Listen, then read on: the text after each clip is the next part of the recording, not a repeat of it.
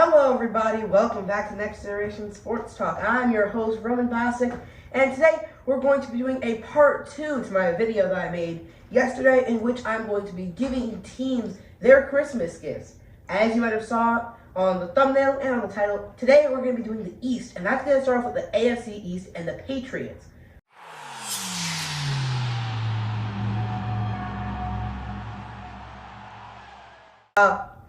My first gift to the Patriots is they're going to retain, or not retain as they lost it last week to the Chiefs, they're going to take back the #1 seed in the AFC, and they're going to keep it through the entire start of the playoffs.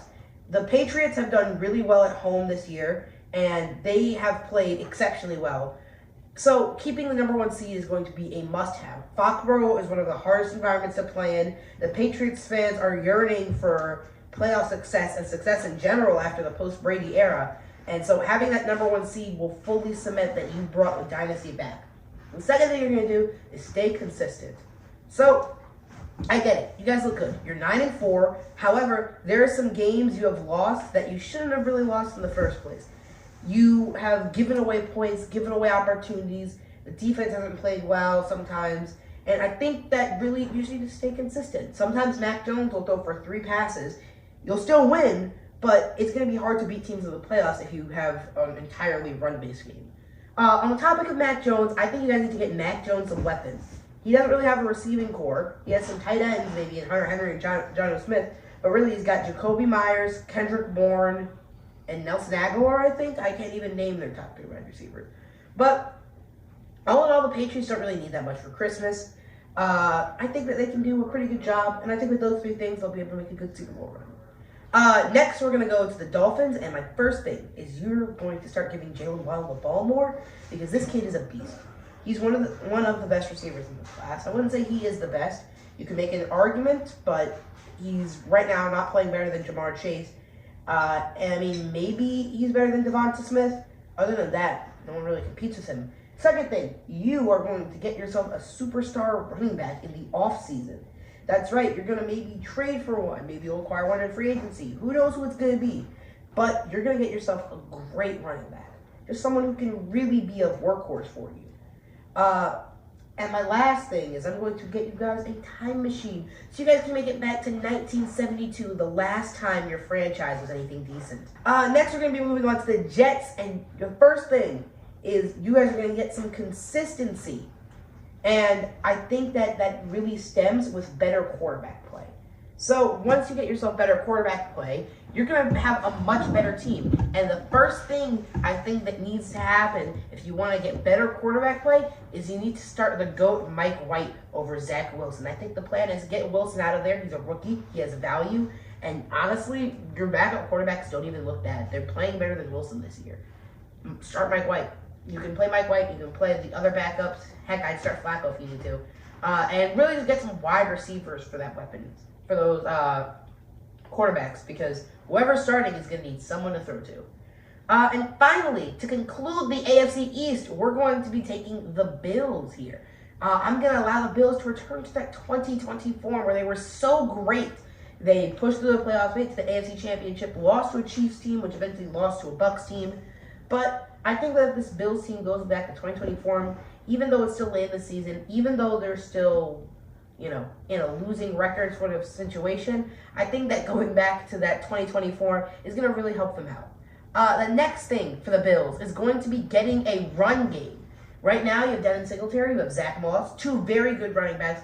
They're not explosive, though. They're not as electric. Zach Moss is a healthy scratch at best. And Devin Singletary, he's been all right. He hasn't been exactly what you've hoped. So, getting a run game is something very important. A player that I would advise to get, or a kind of style, is a Derrick Henry style power back. You don't really need someone explosive, but either a Henry style power back or a receiving back would be great for this offense. Giving someone to be a change of pace with Josh Allen's consistent throwing. He throws it deep downfield, but having a check down option that can really make something out of nothing would also be very valuable. And the last thing is to keep the Bills Mafia happy, because this team is built around their fan base. If you guys can't keep your fans happy, then you're going to lose. I'm just going to put it out there bluntly. You are going to lose if you can't keep the Mafia happy. They're going to be there. They're going to always have your backs. So keep them happy and win games. and we're going to be moving things over to the other side, to the NFC East, where I'm going to be giving the Cowboys their Christmas presents. Now, the Cowboys, you might be saying, might not need a lot of Christmas presents, but I think they just need a few to put themselves over the top. For starters, you're going to keep Prescott 100% happy and healthy. If Prescott can be happy this holiday season and for the rest of this 2021 to 2022 season, this Cowboys team can be good. If Prescott doesn't get another injury, if the whole team stays healthy, you're going to be great. You're going to be golden, and that's all you really need. Don't get injured. Keep this pace. Keep momentum. The next thing is I'm going to be gifting you a ton of money this offseason to be able to spend on free agents, players re-signing. You don't really need to re-sign them yet, but you're obviously going to have a lot of stars to re-sign, like Tony Pollard, Ezekiel Elliott, two big players that are probably going to want money soon. Amari Cooper, CeeDee Lamb, going to need money soon. Offensive line, Trayvon Diggs. Those guys are all going to need a contract. And really, you need to get that contract to them as soon as possible. So in the holiday spirit, give them my gift and give them some cash to keep them happy. Another thing, using that same cash, I'm going to give you even more to continue to pay off the referees. So this time, you won't get as many flag calls, because that seems to be a necessity for you guys to win football games. And we're going to move on to the Washington football team, who, albeit might need a few more Christmas presents than the Cowboys, but I still think that, like the Cowboys, they can make a good playoff push if they just get a little bit more. For starters, you need a great franchise quarterback to build around. So Taylor Heinicke, he's great. But I'm going to be gifting you guys the perfect Washington quarterback. He's going to be elusive in the pocket. He's going to have a cannon of an arm. He's going to have slingshot accuracy. And most of all, he's going to throw the football to Terry McLaurin accurately, so he doesn't get his back broken whenever he tries to go catch a football. The next thing is I'm going to get you guys more draft picks. You guys have a young team, yes, but there are a lot of holes that you guys get to fill. And I think that through the draft is the way to fill it. I really think that this Washington football team, if they get some good players, good picks, they could become the dominant force in the NFC East. Final thing, get yourself another wide receiver. Do not make Terry McLaurin have to catch every single pass. He's getting killed out there. They're double teaming him. They're triple teaming him in some cases. Just playing zone, man, whatever they want, because you don't really throw to anyone else aside from him. Getting yourself a second wide receiver, like a Chris Godwin type of wide receiver, heck, maybe even an Antonio Brown type of wide receiver, is really necessary for you guys to push yourself over the top. For the Eagles, you're going to start Minshew. That's my first gift to you guys. You're going to start Gardner Minshew because he has a better arm than Jalen Hurts. And I really think that having a better arm is going to be necessary and a key factor. Hurts has a scrambling ability. We all know that. But let's be real. He might have the scrambling ability, but Minshew has a much better arm. He's much more developed than Hurts. Hurts is more raw. He can be developed, but trading Hurts for something maybe like a second or a third can get you some value while you get yourself sort of veteran, I guess. My second thing is going to be getting whoever your quarterback is more weapons. Devonta Smith, you started on that. Dallas Goedert, all right. You traded away Zach Ertz, sure.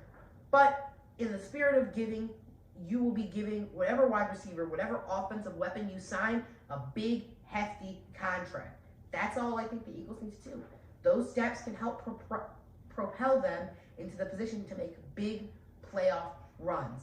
Next, we're going to be moving on to the New York Football Giants, who, if I'm going to be real out of everyone, I might not want a lot for Christmas, but the Giants certainly do, as they have a lot of problems that they need to fix. For starters, I think that you trade Saquon Barkley after this season. He's young, yes. He's good, absolutely, but he keeps getting hurt. Find a team that's willing to take him on. Trade him for another running back, maybe a running back swap deal. Heck, maybe if you throw in a few draft picks, like throw in, I don't know, Saquon Barkley, a first and a third. You can try to get someone like Christian McCaffrey, although he gets injured just as much.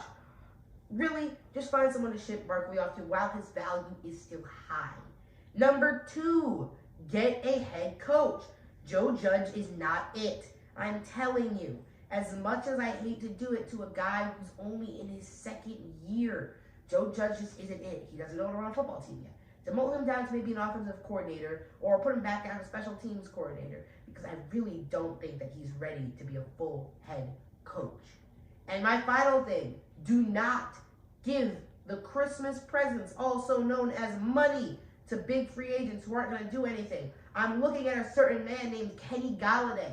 He has not played well at all. An offensive lineman has more receiving touchdowns this year than Kenny Galladay. On top of that, he has more receiving touchdowns this year than Kadarius Toney. Really? You're just going to let an offensive lineman have more receiving touchdowns than your first-round pick and your big free agent signing? That's not going to cut it. Don't spend a bunch of money. Go safe. Go with what you know and go with proven players. But that is going to do it for part 2 of this YouTube series. My name has been Roman Bostic here with Next Generation Sports Talk. And we will catch you guys on the next episode. Until then, peace out.